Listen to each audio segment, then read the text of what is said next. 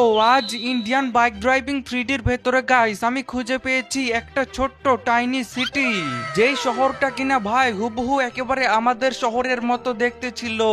এবং সেইখানে আমার একটা ছোট্ট বাড়ি, আমার ওল্ড হাউস, আমাদের শহরের সকল বিল্ডিং, ট্রেন স্টেশন এবং একটা ছোট্ট গ্রামও ছিল।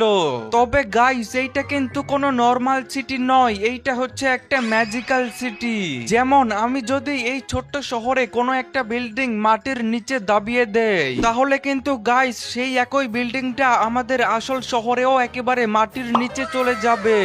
মানে গাইস আমি এই ছোট্ট শহরে যেগুলো যেগুলো করব সেগুলো কিন্তু আমাদের আসল শহরেও হবে।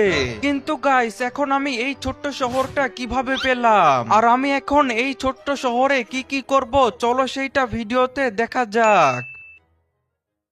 তো গাইস একদিন আমি বাজার থেকে কিছু আম কিনে আমার ব্যাগে করে বাড়িতে নিয়ে যাচ্ছিলাম, কিন্তু গাইস আমি যখন রাস্তা দিয়ে হেঁটে হেঁটে আমার বাড়িতে যাচ্ছিলাম ঠিক তখনই পেছন থেকে হঠাৎ করে একটা পুলিশের গাড়ি চলে আসে।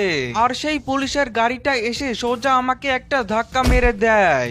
ফলে গাইস আমি কিন্তু একেবারে সেখানেই পড়ে যাই, আর আমার ব্যাগে থাকা সকল আমগুলো রাস্তাতে পড়ে যায়।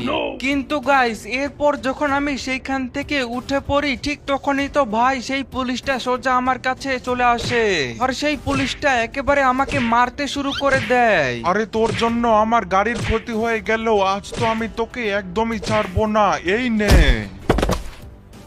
এরপর গাইস সেই পুলিশটা আমাকে সেইখানে মেরে সোজা গিয়ে গাড়িতে উঠে পড়ে। তারপর সে তার গাড়িটা নিয়ে সোজা সেইখান থেকে দ্রুত চলে যায়।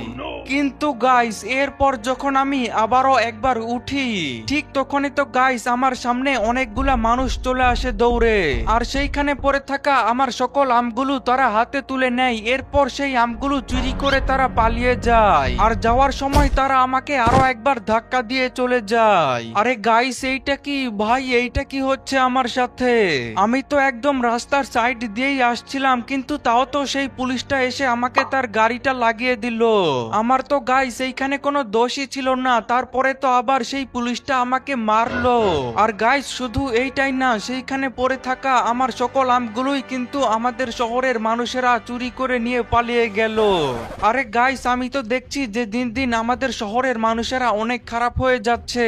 এখন তো ভাই মনে হচ্ছে আমাকে আমাদের শহরের মানুষদেরকে একটু মজা দেখাতে হবে। কিন্তু গাইস আমি এখন কি করব ভাই, কি করে আমাদের শহরের মানুষদেরকে একটু মজা দেখাবো? আরে হ্যাঁ গাইস আমি তো ভুলেই গিয়েছি যে আমার একটা সায়েন্টিস্ট বন্ধু থাকে আমাদের শহরের গ্রামের মধ্যে। তাহলে চলো এখন আমি একটা কাজ করি, আমি সোজা